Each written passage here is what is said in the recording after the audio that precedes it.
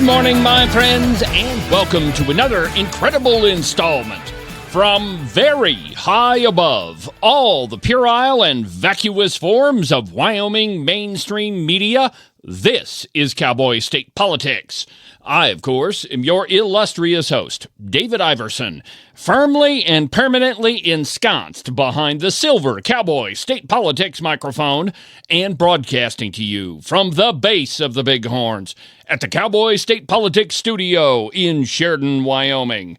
Good morning, my friends, and welcome to the program. Happy Wednesday. I have been waiting for today for quite some time. I can't tell you how excited I am to play the interview I had with Kathy Russell. She, of course, is running for the House of Representatives in House District 6 against Bob Nicholas. Bob Nicholas. What could we say about him? Well, the truth is, there's not a lot we could say that he hasn't already said himself. For example, there is no doubt, from all the medical information out there, that we are in a pandemic of the unvaccinated. If everyone was vaccinated, this pandemic would be gone. You can't get much better than that, my friends. That, probably more than any of the other sound bites I have on Bob Nicholas, defines exactly who that guy is. And he said that during the special session that was held in October of 2021. The whole point of it was for the Wyoming legislature to deal with the mask and vaccine mandates that were coming from the Biden administration, to tell the federal government no. And by the way, it was Bob Nicholas that voted against having that special session. Oh, and I almost forgot. Every single person that voted against having the special session in 2021 to deal with all of these mandates coming from the Biden administration took money, campaign money, from either Pfizer, the Wyoming Medical Lobby, or the Wyoming Education Association, Bob Nicholas included. Let me just put that in as simple of terms as possible. He took money from the Wyoming Medical Lobby right before a special session in which he was going to vote on matters that directly affected the Wyoming Medical Lobby.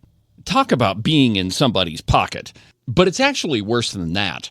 After the special session, in the very next election cycle, Bob Nicholas took more money from the medical lobby. Most of us have friends in low places. Not Bob Nicholas. He's got friends in high places. And they shovel money towards his campaign. Awesome, huh? Well, anyway, that was 2021. What he's done recently is just as impressive. Bob Nicholas has attempted to gut every single pro-Second Amendment piece of legislation that has come before him or that he's had any influence on whatsoever. As he is the chair of the House Appropriations Committee, and Albert Summers likes to send any bill that he doesn't like directly to that committee, Bob Nicholas was the guy that dismantled 2023's Ban Red Flag Gun Laws bill. Yeah, he destroyed that one in his committee.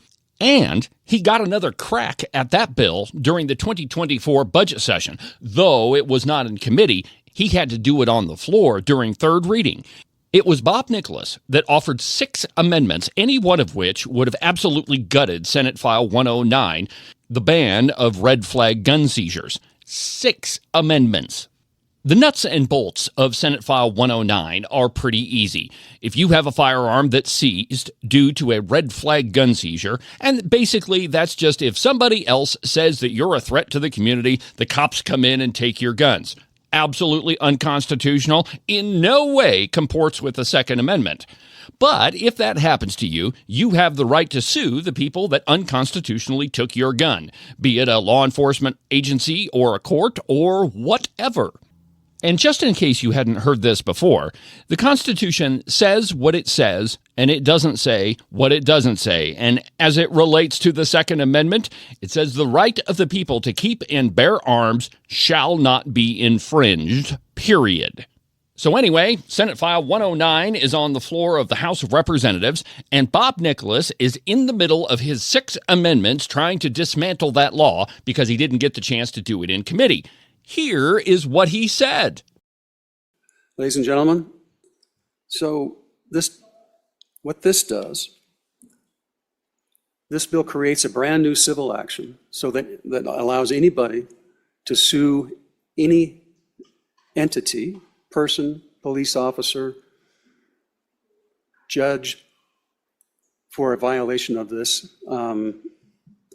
red flag law, and have attorney's fees, and have damages, and it defines basically the damages not to exceed $50,000 per violation.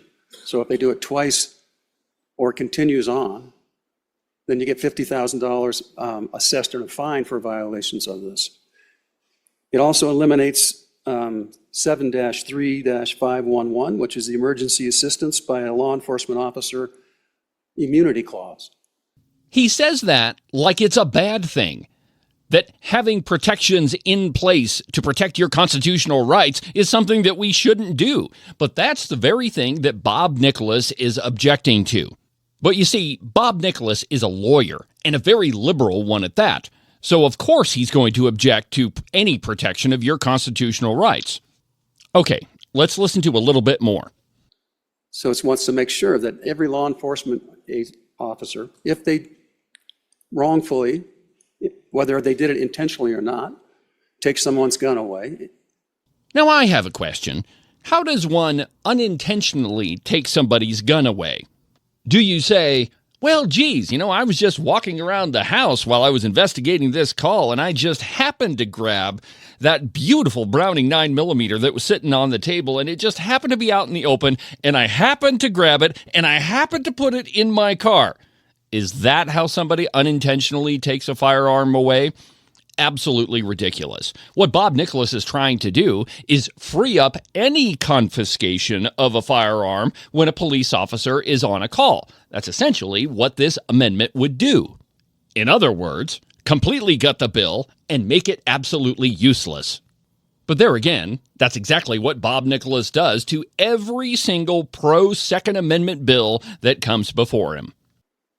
Then they can be sued personally and fined personally with a brand new civil action that's the equivalent to, I don't know what.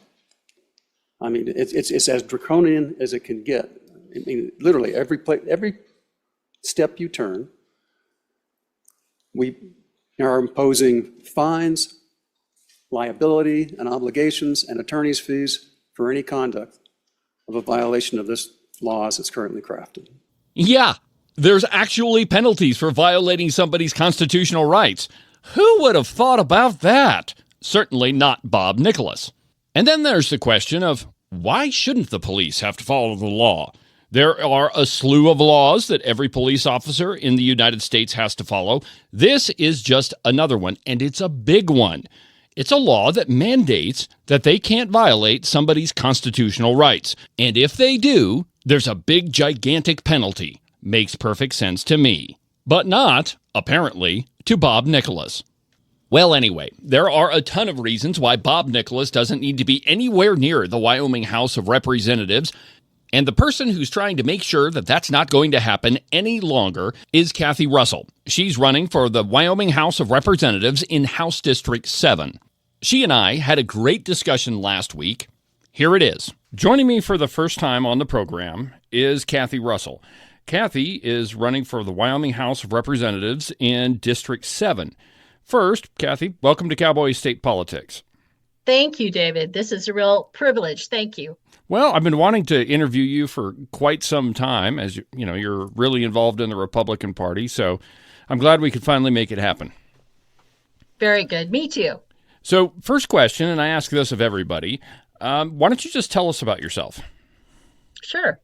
I grew up in western Nebraska, the daughter of farmers, the long line of farmers and ranchers, and I wound up getting a degree in Chadron and got married and moved to Evanston, Wyoming in 1978. Lived there for, I think it was 7 years, and then went to the University of Wyoming to get a secondary degree in education.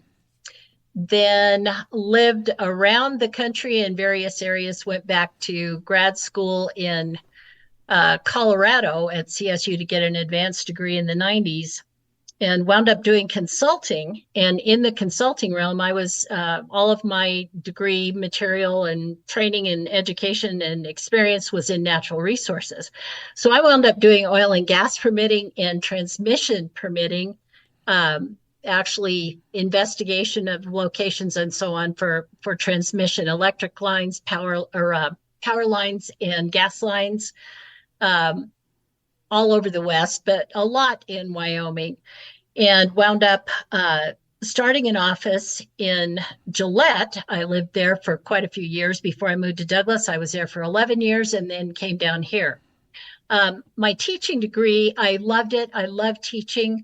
I love seeing the light go on in kids' eyes, but I found out I was not a good fit with union education.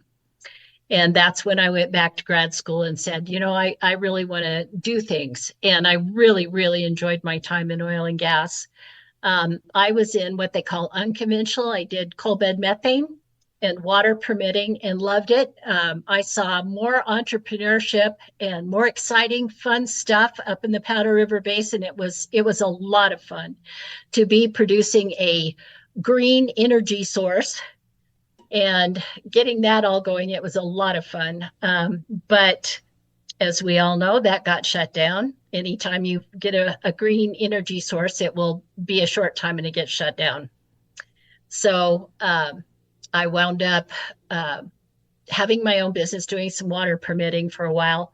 And then I was offered the job of executive director in the state party. So that kind of leads me to my political activity.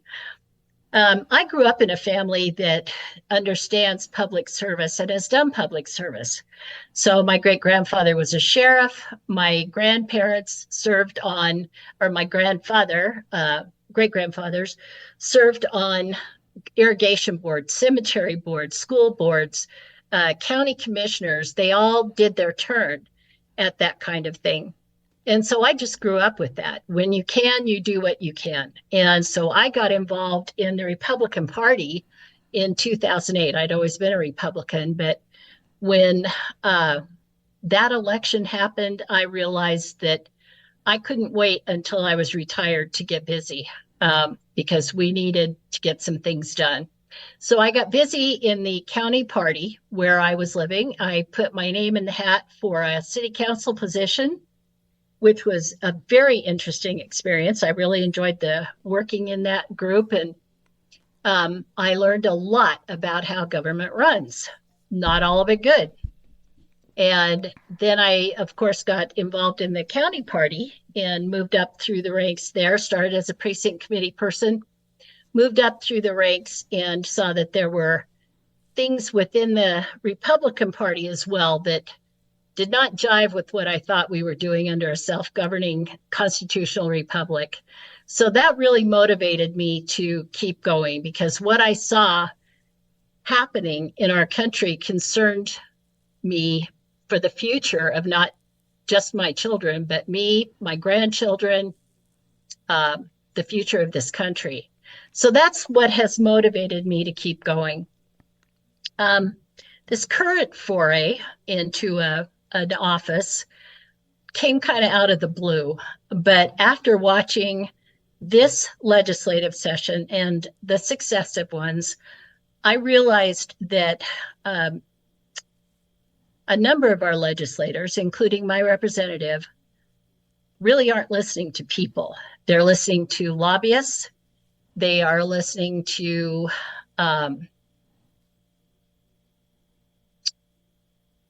certain elements that focus on central planning rather than government by the people. And all you have to do is watch one committee hearing and see the time that is given to agencies and lobbyists versus what kind of time and respect they give to regular people, your neighbor who goes in to say, this is what's affecting me, this is how it's affecting me, and this is what I would like you to do to help me, whether with my business, with my home ownership, with my children's education, whatever it is, you will quickly see where their interest lies. And that to me needs to be addressed. And that's my primary motivation in running. Well, that's probably the best explanation or answer to that question I've got in all these interviews that I've done. One question I've asked just about everybody has surprised me that it was taken kind of as a curveball. But you, being the executive director of the Republican Party, I would assume that this one won't be a curveball at all for you. So, Kathy, what does it mean to be a Republican? That's easy. And I'm going to start by talking about our platform.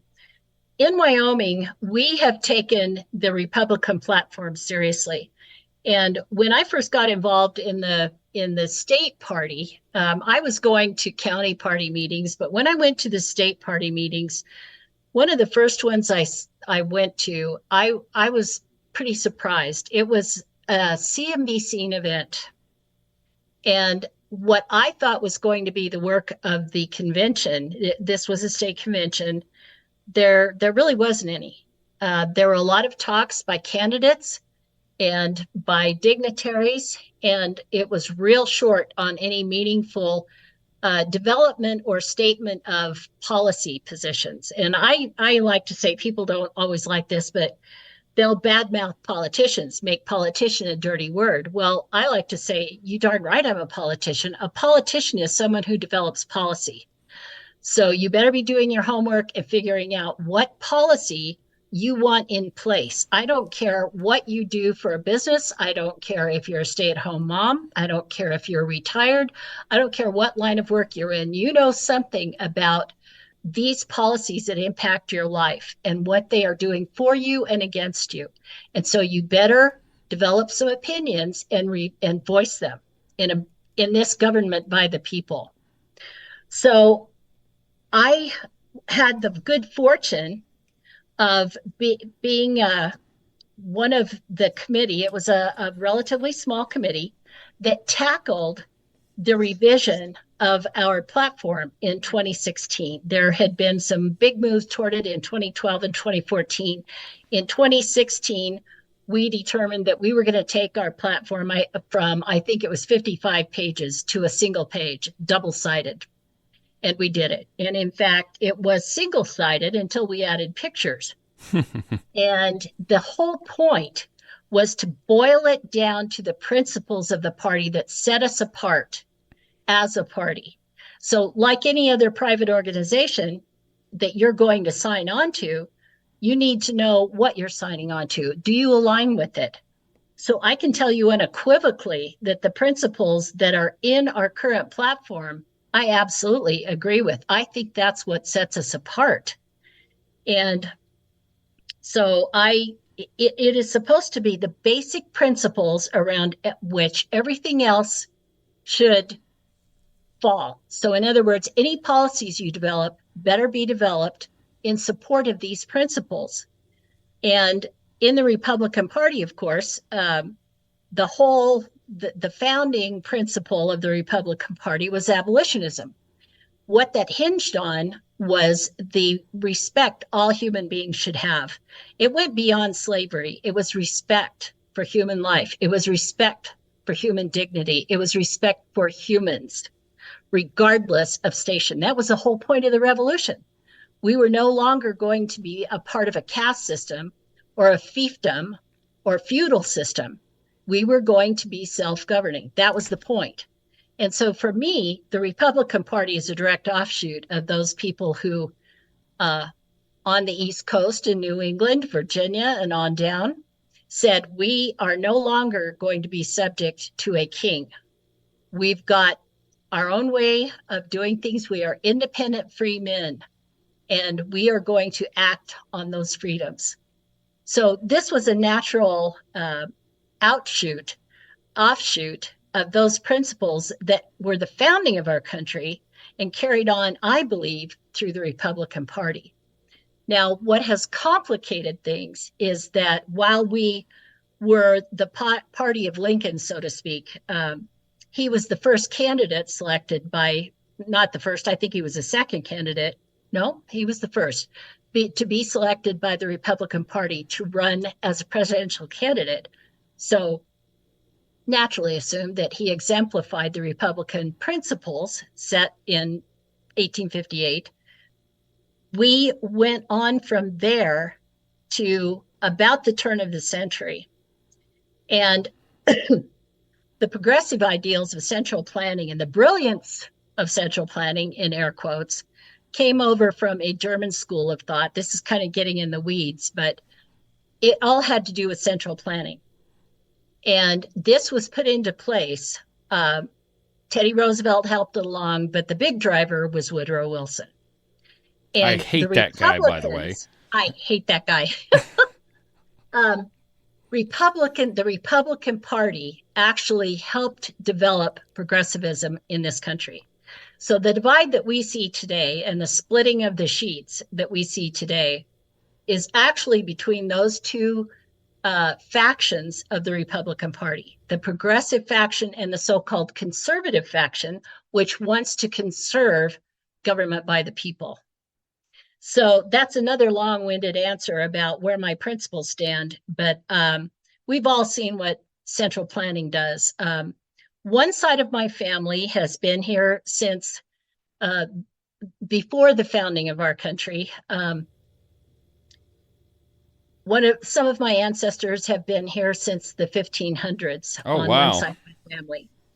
On the other side, in fact, one of my great-grandmothers is Rebecca Nurse. Rebecca Nurse was one of the women hung in the Salem witch trials. And she was 71 at the time. And reading the accounts, of course, she's pretty famous now, as are all the people who were involved in it. It's pretty heartbreaking. The other part of it is how she stood up to these people. And it was actually the trial that was of her and her two sisters, her two younger sisters, were all hung. And that was when the townspeople said, okay, this is out of control. We've got to have help. And so there's that side of my family that I want to honor. They had it rough. On the other side of my family, I'm descended from Germans from Russia, people who settled on the Volga, and they escaped. And so I grew up, being the oldest of the oldest of the oldest, I grew up hearing stories about the letters that came from family left in Russia, how they were starving. The men and the boys were taken away to concentration camps to die of starvation and cold. And when you read the accounts of the brilliant plans to bring under the agriculture, where you're going to live, all of it under central planning, I heard the stories of what happened to people who were subjected to it. And as we know, millions died. We're not at that point in this country. However, the ideas of central planning are very well established here. Okay, and let's talk about one of those. Sure. Just about everybody in Wyoming knows that we have a gigantic spending problem. You and I were both at the legislature. We watched as the budget went from the governor's requested, I think it was like $9.5 billion, all the way up to $11.5 billion. So, right. What should the spending policy? Should we have a spending policy? One, and if so, what should that spending policy be? The spending policy, we absolutely should have a spending policy. That's the whole point of the Appropriations Committee. Are we putting money where we're supposed to be? And then on the backside, are we auditing where did that money actually go? Did it do what it was supposed to do? How much was spent? How much wasn't spent? All that isn't getting done. That needs to be done. But more than that, what are we spending it on? Just like you brought up. What we have to be spending it on is what is in our Constitution. And that may sound really, I know that's ridiculed and it is expanded. But if you look at what we are supposed to be spending money on, we're not supposed to be giving grants out like you just saw. AIDS awareness and what was it called? It was a bingo game that was adults only. Oh, yeah. It was the drag show. The drag show Drag bingo. Queen bingo or something. Yeah, I'm all about making people aware of health concerns. However, is that really a good use of money? I don't think so.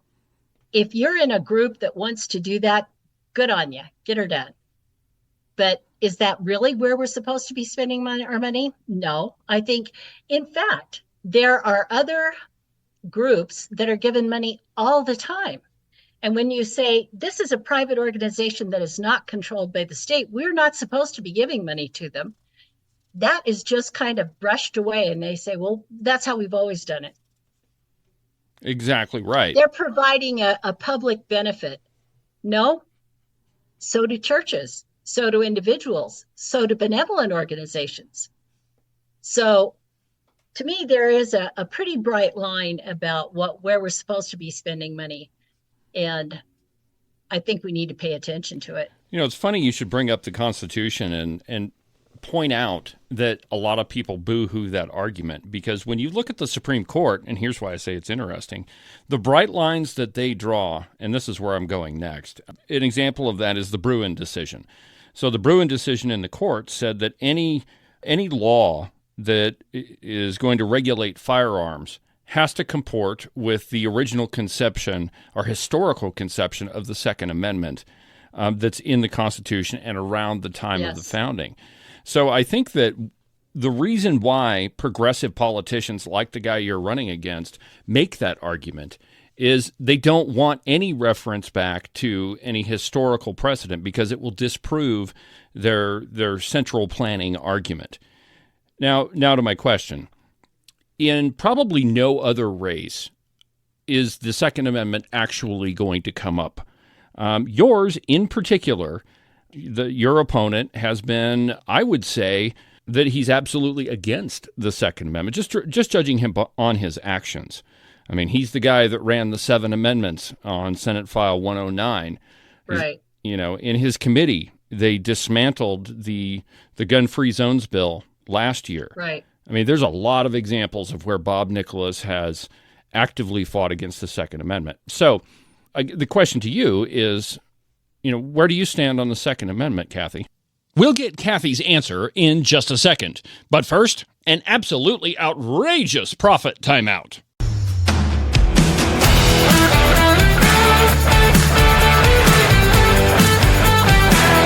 Cowboy State Politics is brought to you by Rebecca Bextel at Compass Real Estate. Have you had enough of the liberal war zone that you're currently living in, and you've decided to move to a place where you can actually exercise your constitutional rights? The person you should call is Rebecca Bextel at Compass Real Estate. Her phone number is 307-699-3519. She's lived in Jackson for over 20 years and has her fingers on the pulse of the real estate market all across the state of Wyoming. She sold everything from big giant ranches to small residential properties, and if you give her a call, she'll find the perfect property for you. Now, if you've already moved away from the liberal dystopia/utopia that you were living in, you may have realized that you've purchased a home in the People's Republic. Uh-oh. But I have good news, my friends. Rebecca Bextel can help you right that decision and put you on a path to actually move to Wyoming. Give her a call. Her number is 307-699-3519. Morton Buildings is your source for any type of metal structure, whether it's a outbuilding or a garage or a barn or maybe something bigger like a roping arena or a big giant warehouse. They're the guys that'll build you the perfect building for you. Nick and Jesse are the experts. They've been doing it longer than anybody else around, and they definitely do a much better job. Give them a call. Their phone number is 307-674-2532. Or you can check them out online at mortonbuildings.com. The following advertisement was paid for by Reed Reisner for Senate. I'm Reed Reisner, and I'm running for United States Senate because our politicians have forgotten what's important. They spend billions protecting borders in Europe and do nothing about our border. You deserve better. Wyoming deserves better. That's why I'm running, to serve you. Join me, and let's send new blood and a strong backbone to D.C. before it's too late. Go to reedreisner.com to learn more and join the fight. And now, back to our program.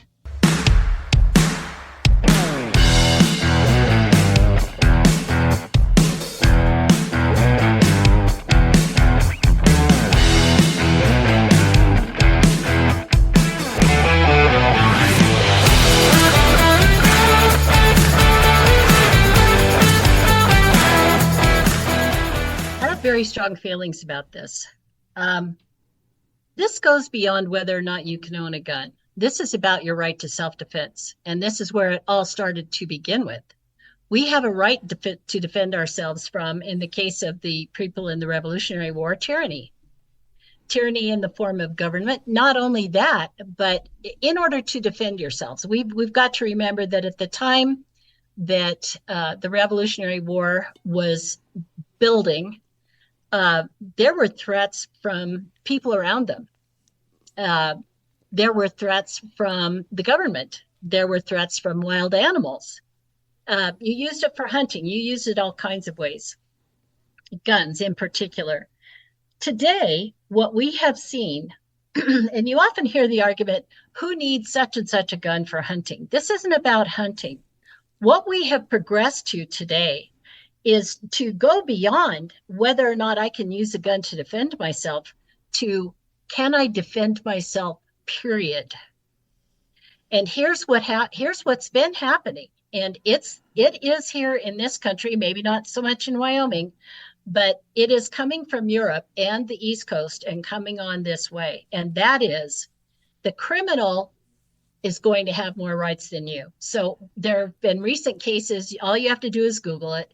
Look at the person who was defending their home, defending their family, shot an intruder, a violent intruder, and then got charged and arrested and charged. That has to do with self-defense. The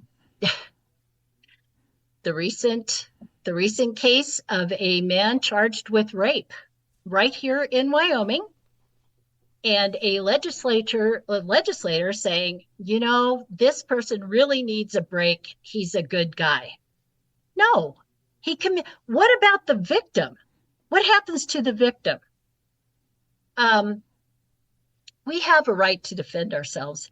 The reason I feel passionately about this is in the 70s, during the development of the women's freedom movement, I went to a meeting of women where they showed what I recall was an NPR show. It was on television. I remember that part. It was two women talking about how to handle a rape situation. And they had an expert on there who was a psychologist. And she said, you know, the most important thing in a rape situation is to just find a way to enjoy it. Whoa! Because the most important thing is to come out alive. So if you can simply relax, you will come out better than if you try to fight. Wow. I was so shocked. Not too long ago, I thought, did I really remember that? And I started talking to other women, and they said, oh yeah, we remember that advice being given.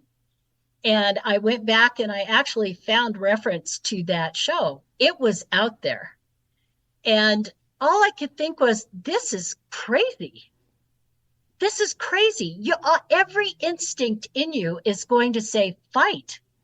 And you've got people telling you to relax. Yeah. That's how do you even make your brain or your body do that? So what I see as a real, in all of this argument about the Second Amendment, is a push to get you to drop your instincts to protect yourself, those around you, your family, and let others do it. Well, here we come to the next point. We have police increasingly say, gee, I know you've got guys robbing you and they're violent, they're holding guns, but we just can't help you. We've seen that on the two coasts. Not so much here, but it's coming. If they're accepting it, they're going to keep driving it. Not reparations, but we've got to understand the criminals. So deference is given to the criminals, not to the victims, not to those trying to protect themselves. That's what really concerns me about this whole move against the Second Amendment. I couldn't have said it better myself. So, you know, a big topic, and I think it's not as not as big as I would like it to be, is abortion. Of course, we've got a case in front of, or two cases rather, in front of Melissa Owens down in Jackson. We don't know what's going to happen with that. It's been bounced back and forth between the Supreme Court and the District Court a couple of times. But let's just talk about your stance on abortion. Where are you with abortion? Should we have exceptions? Is abortion wrong no matter what? Fill me in here. Here's the part that really bothers me about the whole abortion argument. We're not being honest with ourselves. An abortion kills a human being, period. I don't care what stage it's at. That's what happens. If, in fact, you have a situation where it's the baby or the mother, that's a medical decision and should be weighed all kinds of ways. So, for example, and I don't even want to put the conditions out there, but I know women who have been in a situation where they had to make that decision. So, for example, they had cancer and they were facing treatment, but they were pregnant. What do we do? Do we go ahead and terminate the pregnancy so that I can get treatment because treatment will kill the baby? Or do I tough it out and see if I can get the baby here safely and still have time to do treatment? Those are the kinds of medical decisions that should be weighing in, not, gee, I don't want this. In this day and age, when women say, my body, my control, okay, then exercise that control. We have all kinds of ways. If you know you don't want a child, then take the step to exercise the control over your body. But don't tell me that you've got to kill another human being and give blanket immunity to every mother who wants to do that just because. Because we know that now we're doing abortions on demand. Let's be honest. Let's have an honest discussion about it. Don't tell me that that's going to impact their health, because I know abortion impacts the mental health of a mother too. Absolutely right. Not to mention the father and the grandparents. Let's get serious here. So if you want to debate it with me, let's debate the real issue and tell me how you feel about taking the life of another human being on a whim. I want to take you back in time a little bit to the special session that we had about COVID vaccine and mask mandates. Did we have a pandemic of the unvaccinated? Of course not. What is so shocking to me, I'm a biologist, and what is so shocking to me is it's as if natural immunity doesn't even exist. I had COVID before they started all this stuff. At no point did they say, we're going to test. Well, I shouldn't put it that way. Maybe there were. We're going to test for antibodies. And if you don't have antibodies, we're going to strongly suggest you get this vaccine, which was not a vaccine. We know that, and they're admitting it now. It was a gene treatment that was untested. And my problem with it was we have problems with vaccines anyway. My daughter reacted to a vaccine with hemorrhaging at the age of 2. And not everybody needs to get every vaccine. And this wasn't even a vaccine. They had to redefine vaccine to push it out. This is a gene treatment. So we did not have a pandemic. It was a normal, from what I have been able to read, this was the normal progression of a virus. And we all know it had a real high survivability rate, except in very vulnerable populations. Those very vulnerable populations we could have put prevention in place for those folks at their choice and been fine. Now, of course, the reason I asked you that question is it's one of my favorite sound bites from Bob Nicholas. So I just had to get a response from it. But he's the guy on the floor that said we're in a pandemic of the unvaccinated on the floor of the Wyoming House. So, Kathy, if you're successful in your run for the House of Representatives, what's the first issue that you want to tackle?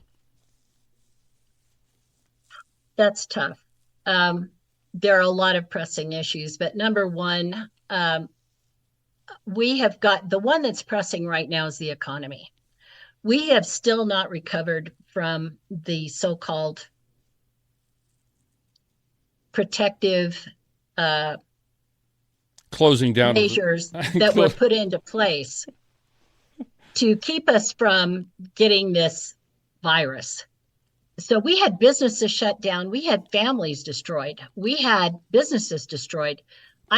You can go down any street in any town and see what the impact has been. So not only that, but what has happened to our taxes, what's happening through inflation. We've got to get a handle on the economy or nothing else. We're going to have trouble with everything else. Exactly right. Well, Kathy, we've covered a pretty broad range of stuff. I mean, I love talking with you, but I had no idea about your family's lineage all the way back to the Revolutionary War. We've got to talk about that sometime. Probably would take hours. So we covered a lot of stuff. Is there anything we missed that you want to talk about? Our kids. I have my children, my grandchildren, and now I have a great-grandchild living here in Wyoming, pretty much born and raised here. We're here for a reason. And the idea that we're driving kids away is false. We're hanging on, but we have got to have a place for them to be that they can afford to live. And so the overregulation, the education, the opportunities that even I enjoyed 20 years ago are limited today. We've got to open that back up. And so my biggest issue right now is anything I can do to help reestablish a sound economy here.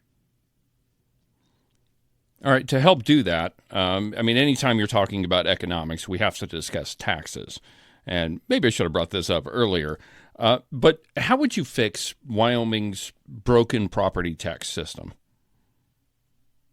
We have to go back. We have people now being advised, and I think I heard this on your show. An elderly woman who was responsible all her life, paid her house off, is now being advised to take out a loan on her house to pay her tax bill for the year. What does she do next year or the year after that? This is ridiculous. At the same time, we have counties with 4, 5, 8 years of expenses socked away.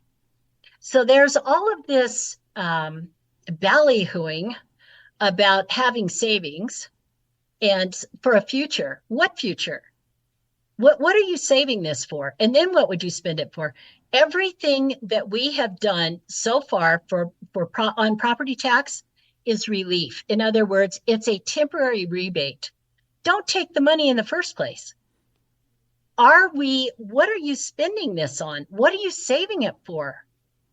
You're asking people to mortgage their homes to sock it in savings? That doesn't even make any sense. I talked to someone yesterday who's trying to lease a property in another state. And what she was telling me is it's almost tougher to lease than it is to buy. And buying is tough because of the interest rates.